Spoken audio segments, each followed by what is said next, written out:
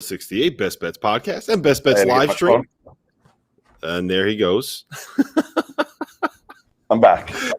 This is how it goes, Kellen. This is how it goes every single morning. Every single morning. What if something happens? It can't be all the way over there.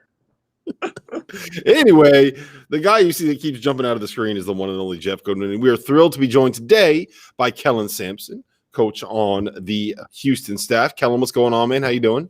Hey, doing well. Good morning, guys. What's up, man? Are you ready for this? Are you excited? Are you itching to kind of play this game? It's the Final Four, man. Yeah, it's obviously it's different because you never went home, but in some ways that's good. You didn't get our kids. I don't think. I mean, the bubble is kind of the buzzword. They've been in a bubble, and so we've actually been able to keep our paws on them, keep our hands on them. Kind of been able to mentally and emotionally kind of keep them governed a little bit. Sometimes when you play these huge attention-drawn games and then you go home, boom, you lose them. But here in the bubble, it's kind of strange. You win this huge, massive game. There's no massive crowd waiting for you at the hotel. There's no additional hoopla. You just go, okay, well, hey, film at 8:30 tomorrow morning. We'll see you guys then. Like you said, though, they don't get their heads blown up. No. And there are some definite advantages to playing this year in the bubble. There's some definite drawbacks. Most notably, there are no haircuts inside the bubble. I'm running extremely low in toothpaste. Some other key essentials have definitely missed them. Got to do what you got to do. So, hey, are you at all like is this storyline about your dad and redemption? Is this too much, Kellen? Is this like overdone where you're sick of hearing about it and it should be more about your players? Or do you understand where we're coming from with this and you embrace it? Yeah, I mean, I think that, again, you wish it was all about your players. You wish it was all about this moment. They got 4 years to do this, or 2 years or however long they're with you. This is their one shot. And the hope for us is that, my dad's going to keep having multiple stabs at this thing. Obviously we're not reckless enough to think that, not realize how magical this is for him. He's been doing this 32 years and he's been twice, but hopefully we've built the program to where this isn't out of reach again. But I certainly get it. It's the first time that he's done it. It's in a state that he obviously has a lot of history with. And for a lot of the country, I think people understood that what we were building, we were, okay, hey, Houston's cool, they're pretty good. And then boom, dang, Houston's really good. And you can get to a Final Four. And so maybe it's the first time that people have been able to write about him or have emotion about him again. And so we're not oblivious to that. But like you said, we wish it was about our kids. Yeah. So when you guys first got to Houston, the arena that you were playing, was it the Hofheinz Pavilion? Wasn't exactly the greatest facility in the world. I've always kind of felt like Houston was a place where if you were able to tap into some of the talent within that state and within that city specifically, it's something that you could really kind of grow. So do you feel like you've gotten to where you wanted your goal to be when you first got this job? Yes.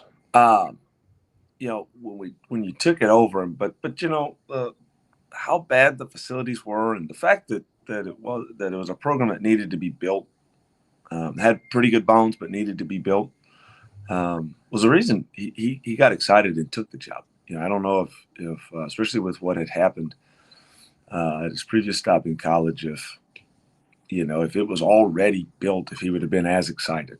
But the bones of this job were really good. There was a commitment from the administration. Mac Rhodes, believe it or not, who's now the AD at Baylor, was the athletic director who hired us. And he was adamant and extremely genuine and forthright that their facilities weren't where they needed to go and weren't where they needed to be, but there was a commitment to get there. And it was some blind faith on my dad's part to trust him and trust that it would happen. He had to throw a couple tantrums, for lack of a better word, in order to kind of keep making sure it happened. I mean, there was supposed to be a construction fence on about our facility pretty early, and it wasn't. And he went bonkers. I mean, just went bonkers. And I'll be daggummed, in a week there was a construction fence up there, and so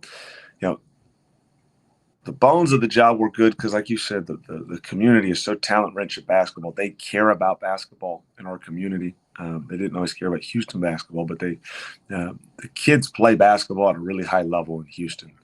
And then the people that were in leadership positions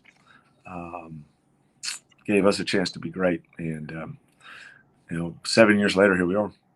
I'm going to need a scouting report on your dad's tantrums right now. Now that you brought it up. Oh man, he is. And again, I've gotten their varying levels of intensity. It's, hey, did I rent his golf clubs out to some neighborhood kids while he's recruiting mad? Did I trade a little paint with his car and I'm trying to cover it up? You did it all. Let's face it, Kellen, you did it all when you were younger. I had, people say like, you only have an older sister. Hey, I had like 100 older brothers. I was hanging around locker rooms since I can remember. And so, letting those knuckleheads just kind of influence me, and they'd kind of say something. I'm like, yeah, hey, that must be pretty common. Huh, that's not common. So I had a little bit of a wild streak, but, my dad, I call him Chief. Chief is he runs so hot, so fast, and he's got this huge bleeding heart. And so when he's mad, he is mad. But he forgives in a drop of a hat. He's not a slow burn. That man can go 0 to 60 really, really quick. All right, so I was watching you guys. I've known you a long time, since you first broke into the business. And when you guys got to the Final Four the other night, I was watching that embrace. And I'm not just saying this, man. Like, that was one that I almost started crying just watching you guys. And again, I know what you guys have both been through, right? I know what your dad went through, in 2008 and how hard it was for you. And to get back when you never thought he'd get back here at that point. You never thought he'd even get back in college basketball. Like, what did that mean to you? Like, how emotional was it? I think I was almost surprised by how emotional it was. We're a basketball family. This is what we do. My sisters on staff, we're all 1,000% immersed in basketball. And so we had an extreme understanding and appreciation for what the Final Four is. This is not, we didn't win the Rainbow Classic. This wasn't, a big non-conference road win, at Texas A&M. This was the Final Four. It's the ultimate college sport, spectacle, as big as it gets. And I know what it means for a coach to have taken his team to a Final Four. He's now taken 2 different programs to a Final Four. And I knew how big of a moment it was for him and his legacy, and how it starts to redefine kind of him. And look, we got told no a lot at Houston. We got told that people just don't care about Houston basketball. It's not that big. You're just not that big of a deal. Pro sports town. And it's not just a pro sports town. Houston's a superstar town. Now, at one point in time, we had Chris Paul, Russell Westbrook, J.J. Watt, Deshaun Watson, and the gaggle of Astros who won the World Series. It's really hard to carve out a niche in our city, and we did, and we'd become something locally, but then nationally we just hadn't quite gotten there. And to have finally gotten there after you know, and I said this the other day, but you know, people put a period after my dad's name. You know, they didn't write a comma. You know, they said Kellen Sampson. They said whatever they said, period. You know, they didn't bother to include that he would write a postscript. There was no PS. There was no, you know, indentation, no next paragraph. It was a period. Very true. And for him to put his own comma next to his own story and just keep writing, that hug was the culmination of just belief. I want to ask you about Quentin Grimes and the development that he's had and the growth that he's had since he got to that program. We had him on the stadium show that we do. What was it, 3 weeks ago, Jeff? And he doesn't know anything about hockey, Kellen. Nothing about hockey. There's nothing about hockey, but I think it's a great story for kids that may not necessarily reach what they want for their first destination. You know, he was supposed to be a one and done, ends up having to transfer out of Kansas, ends up with you guys, has an All-American season, back on the NBA radar. I think it's a great story of keep working hard, right? So I'm just kind of like, what has the process been like for him since you guys got him, and how rewarding has that development been? I think it's just a credit to fit. You know, we were at a spot, and I don't know if Kansas didn't need him to be successful. They were hoping he'd be successful, obviously, but they didn't need him to be successful. Coach Self's built a program that isn't reliant maybe necessarily on one guy being successful. When he didn't have rock star success throughout his freshman year, obviously he had the big night. I don't know if there was a commitment and a really belief to just kind of ride it through with him. We had to. He's a Houston kid that came home, that was built to be something really, really significant. There was a crazy belief of us in Quentin, and we had to make it work. I'll give Coach my dad a lot of credit, but Coach Quantis White deserves every ounce of credit for reestablishing Quentin's confidence in himself, reestablishing you're not just a ball player, you're a dude. You know, you're a guy that don't strive to hear your name called. It should be your goal to have Commissioner Silvers call your name. And that was so much of our conversation is, look, that goal isn't out of reach. You're that level of player. That goal isn't out of reach. And so he just took a little bit of a different journey, but he found the right fit for him. You know, what a great kid. Great kid, too. I'm going to, you know what? Today he's probably got some media availability. I think I'm going to go in there and hit him with some more hockey questions. Just, you know what? You could ask Quentin about baseball. You could ask Quentin about football, and it would be the same thing. That dude is wired for basketball. So, all right, give us and give the people watching now before we let you go, because you do have a busy schedule today to prepare for the game. I heard we play tomorrow. I heard you play too. What's the schedule like for you today? Like, give people a quick Cliff Notes version of what you guys have on tap today. So, you know, it's interesting. They give you times that, like, as a staff, you can work out. So we have like cardio time that you can work out 8 to 9, because then they got to clean it. And then breakfast at 9:30. We'll do team film at 10. We'll depart for the arena at 10:30. We get 40 minutes for a team practice, public practice. Then you got to selected people do media availability, which means I get to get the hell out of the way. They don't get you, huh? They're not as lucky as us. Yeah, that's not a bad thing. Then we're back, and then we get like a private practice here at the convention center, which is attached, and you can go an hour and a half there. And then look, we're in our rooms, we're in the bubble. You know, they did a cool thing, and they give you like when you made the Final Four, they set aside 3 game rooms for us. So we've got ping pong, cornhole, and then like 10 different video game setups for our guys. And then the coolest thing, and we've just been killing as a staff. But 7-foot indoor court where like you can play jam basketball.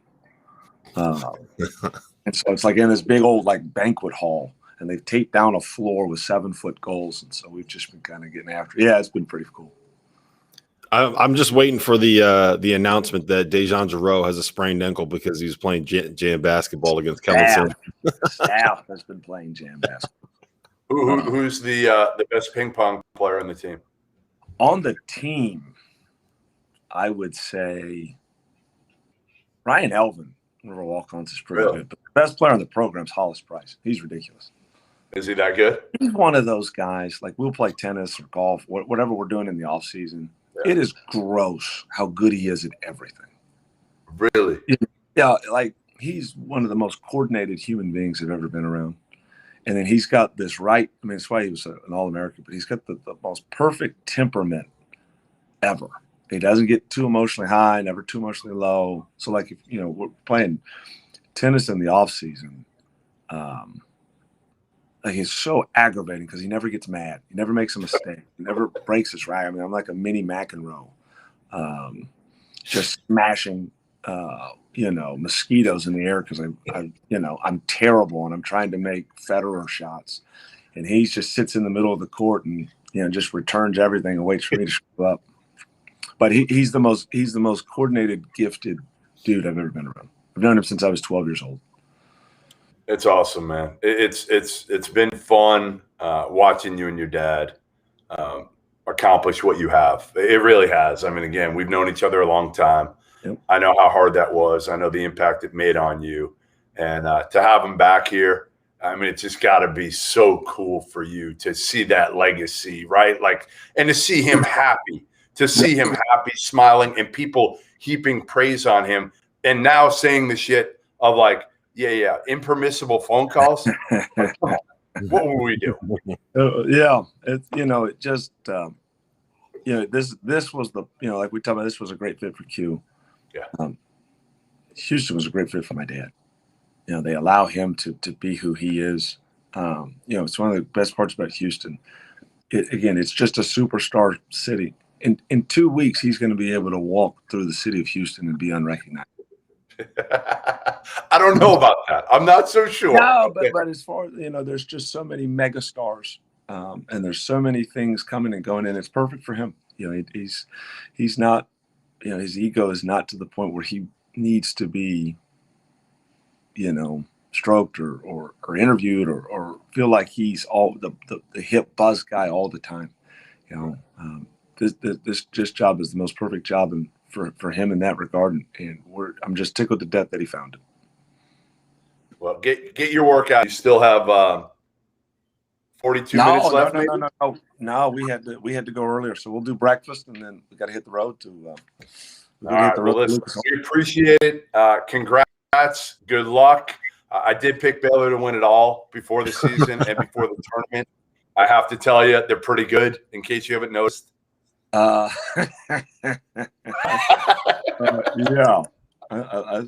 I saw them for about 10 minutes and whoa, well, I get why they're here. Yeah, they're good. They're very good. But listen, you guys are tough as shit. You're good too. Let's have a hell of a game tomorrow night. And again, congrats. We appreciate you joining us, and we'll talk soon. Sounds good, brother. Thanks, Kellen. I'm in. That was good. Love Kellen. Love him. Absolutely love him. I've known him since, again, he was a kid. He was like a GA at Oklahoma for Jeff Capel, I think, when I first met him. And he's going to be a really good head coach. Really good head coach. Like, he's got the temperament for it. He definitely has the temperament for it. I'm surprised more. He's the coach in waiting for his dad, but his dad could go 7 more years and it wouldn't surprise me. I think for the right spot. Like, if I'm Texas Tech, I might make a run at like Kellen Sampson. Yeah, why not? There's a lot of people that would be good for that job, and I think Kellen is absolutely one of them. He'd be in the mix. All right, so I figure for the rest of this, we got about 10 minutes left before we got to get out of here. We could just kind of answer some questions if anybody has them in the chat. If you want to drop them in there. The first one we got, Jeff, is Mark Turgeon in the mix for any jobs right now?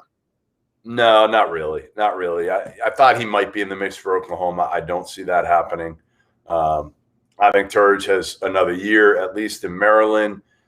The other job I thought maybe would have fit him was if Isaac Brown didn't get Wichita State, going back to Wichita.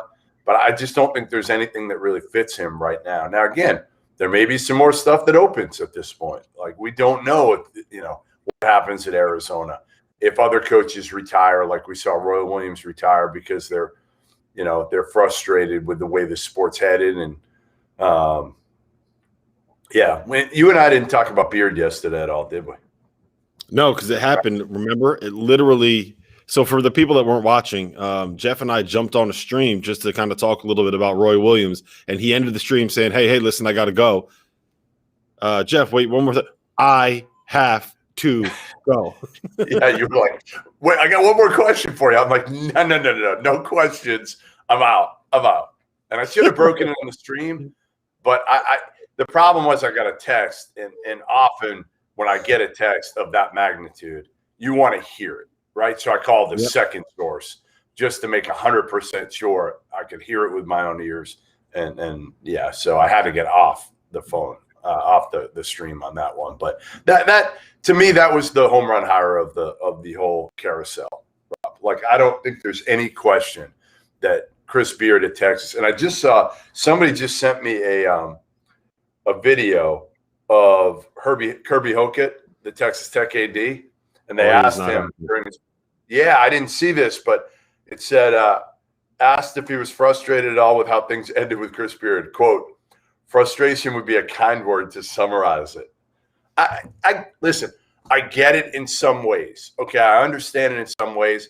They gave him the opportunity. He's done an incredible job and had them on the brink of winning a national title in Lubbock.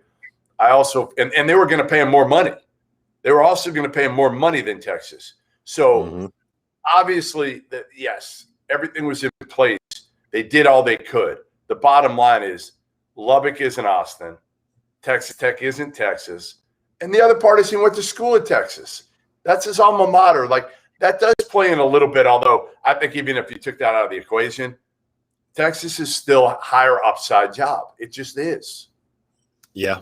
When you have the chance to go oh God. What?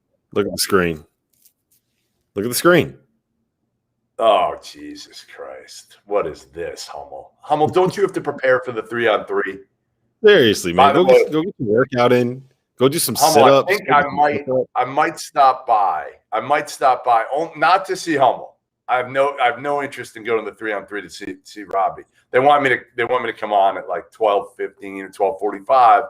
I was going to do it from my hotel room here. But when I found out that my favorite player in college basketball this year is playing in the 3-on-3, and nobody had told me this until I just saw it. Who is my favorite player in college basketball this year and last year, Dauster? Oh man, you have so many of them. Mac McClung. I do have a lot of them. Huh? Ryan Daly. There you go. He is playing in the 3-on-3. So I may go down to see Ryan Daly because I did not get a chance to see him this season.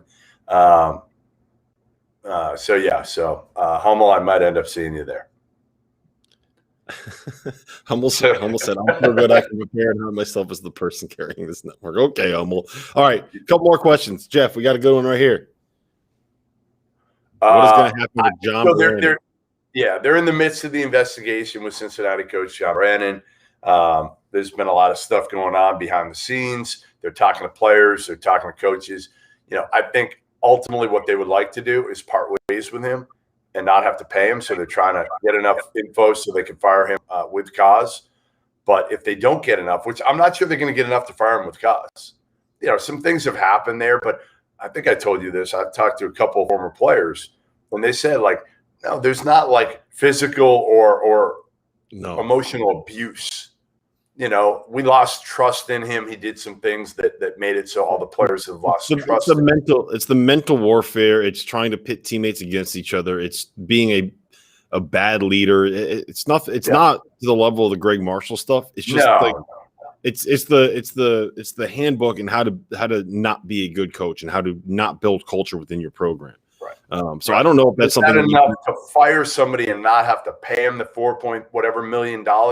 Probably not. Like they're probably going to either pay him or make a deal, work out something. Yeah, I'll give you a quick example from what I was told was one of the things that was happening is that he would bring one player in for a team meeting and just kill one of the players' teammates and be like, yeah, this is the reason why we're not winning. This kid's terrible. It's all on him. Like, you need to talk to him. You need to get him to wake up. And then he would send the first kid home, and the kid that he was killing, that blaming everything with, he would bring him into the office and then say that, the reason why we're losing is the first kid that was in here. He's playing terrible. He's horrible. You need to talk to him. We're going to have to get him up out of here, blah, blah, blah. Yeah, he talks shit about players to other players, which is just stupid. Yeah. All right. Here's another one. Yeah. With more than 1,000 transfers in the portal right now, is college basketball in a healthy spot? No, I mean, and this is my problem, and I get it. I've talked about this at length with Jay Billis, spearheading this movement to have players' rights, and ultimately, listen, this was the NCAA going to put the one-time transfer waiver in because they want to give right now college basketball players everything else but NIL. So they're going to say, like, we'll give you everything. Look at what we did. We gave you one-time transfer waiver. We gave you this. We gave you that. But we're going to put guardrails up on NIL. So that's kind of what's going to happen here. But, ultimately, I understand players' rights and the fact that, yes, it's good for the player that they don't have to sit out if they transfer. That's great. It's great for players. It's horrible for college basketball. It's horrible for the quality of the game and the fact that you're going to have next year every team in America is going to have turnover of over 50%. I think fan had told me last night, St. John's has 2 players left right now on their rotation, among their rotation guys, Posh Alexander and one other. But everybody else is either in the portal or Champetti put his name in for the draft. So, yeah, I think it's going to be bad for college basketball, good for the kids. Well, you got to find a balance somehow. Matt Painter had the best idea, and they should have done it, which is you can have the one-time transfer, but it can't be after your freshman year. It's got to be after your sophomore or junior year. So I think you're right. I think that there has to be a middle ground somewhere where you don't restrict the players' rights, but you can also make it so that there's an incentive to stay. Maybe it's something like when you open up the NIL, you're allowed to make more money. The school's allowed to pay you if you don't transfer for your second year or something like that. There's got to be a way to be able to do it. I do, however, want to reserve judgment on exactly how bad the transfer thing is until after the season, because there's just so many unique circumstances surrounding this specific year why the number of transfers are going to be higher. One, we're coming off of a brutal season where players weren't able to build that team chemistry. They were isolated. There's going to be a lot of pent up and hurt feelings because of the way things went down. Like it was a shitty year for everybody. And if you don't have a great year at the place that you're at, you're more apt to transfer. So let's wait until we have a normal season to see what kind of impact that transfer market will have. The other part of it is that seniors are allowed to come back. So instead of having freshmen, sophomores, and juniors that are looking to transfer, now you have the seniors that are allowed to transfer an extra season. Yeah. So you have, instead of having 3 classes of players that are trying to transfer, you're adding a whole nother class of players to the transfer pool. So I think that's going to help bump up the numbers too. So before we completely blow up this idea of just having one free transfer, let's wait until we get it coming after a normal season to really kind of evaluate that. So that's you're right that if it's like this, there has to be a better answer than a free for all. There has to be some way where we can create an incentive for players to want to stay without restricting their rights to be able to go, which I think is probably the answer. But I don't think that this is necessarily all right. Here's the last one that I have for you, Jeff, and we're going to get out of here after this because it's something I've heard quite a bit about. There's been a lot of smoke around this name when it comes to North Carolina. Would Mark Few, if he wins the title, be tempted to leave?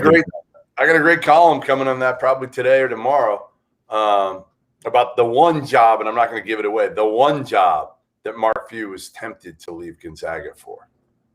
Okay, so no, he's not going to Carolina. Yes, I tried to explain. I tried to explain to people the other day that part of the reason he loves Gonzaga is because he can hop in his car, he can drive 90 minutes, he can go fly fishing in the Rockies, right, and then drive back to campus, go to practice, show up 15 minutes late, and cut off shorts and flip flops, still smelling like fish and river and all that. And be able to do that whenever he wants. He has a 40-hour work week at Gonzaga. How many head coaches at that level have a 40-hour work week? He's not. If he wanted to leave, he could have gotten any blue blood he wanted over the course of the last 20 years. Very true. He's there because the job is a quality of life job for him, as opposed to being a basketball job. And that's I think you can make isn't going. Jay Wright isn't going. You try all those guys. If you're Bubba Cunningham, you try them while – I mean, here's the thing. The balance that he's going to face is going to be tough because all those former players want a Carolina guy. And your Jerry's, frankly, from every indication, Stack wanted to be hired by Roy on his staff, and that never happened. So that's Roy's going to have some juice here. Like, Roy's going to be able to say, hey, here are the guys I want. Here are the guys I probably don't want. I think Wes Miller and Hubert Davis are the leaders of the guys in the family. And I think if you're Bubba Cunningham, and he kind of said that to me last night, like, hey, listen, I flat out asked him, I said, hey, are you going to go Carolina guys first? And if you don't find a Carolina guy that you love, then you go to the heavy hitters? And he said, no, not really. Like, that's not what I'm thinking here. I'm going to find the best person. So I think he's going to do both simultaneously. And then he's going to say, if he can get a big boy, then you can go to the former Carolina players and say, hey, here's who we got. Tony Bennett says he'll take it. You guys okay with that? Now, if it falls down to a certain level, I think that level is like a Chris Holtman. I think the Carolina guys are going to say, like, no, we don't Chris Holtman. We want to keep it in the family unless you can get a Mark Few, a Jay Wright, a Tony Bennett, somebody of that ilk. I'm going to tell Chris Holtman you said that. I'm texting him right now.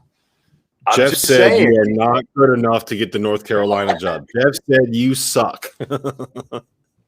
It's the truth, though. There's a top tier, and those are the Hall of Fame coaches. If you're gonna go outside of the Carolina family, because here's the thing about North Carolina, it might be the best job in all of college basketball.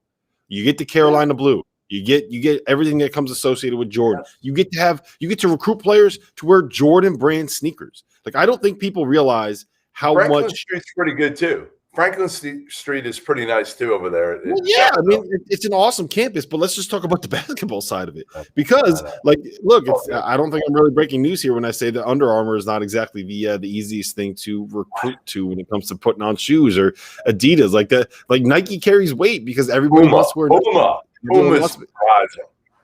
Where's I just got my my Marvin Bagleys. Let me ask you this: do you still wear your big baller brand LiAngelo Ball signature shoes? Yeah, I got many a pair, man. Imagine if they made those LiAngelo Ball. Those are going to be collector's items in 50 years. All right, I'm not gonna pump up that comment. All right. Anyway, Jeff, you have to go shower. You have to go get changed because we have to record a show in 26 minutes. So go get it done. You slob, you mess. Look at this. I'm all dressed up. I'm looking dapper as hell, and we got this guy over here looking like. You know what? Because I just had to go down to the laundry room again. I had my second run to the laundry room here at the Residence Inn. So I got to run down and make sure those clothes are dry at this point. Otherwise, this is what I'm wearing. Goodman, I don't think anybody is stealing your underwear. I promise you, no one is going into those dryers and stealing your underwear. Hopefully not. If they are, they have bigger issues than I have. I have many. All right, we'll see you guys tomorrow. We're gonna have a fun guest on tomorrow morning to be able to break down the games in detail. One of my favorite guys to talk hoops with. So we'll see you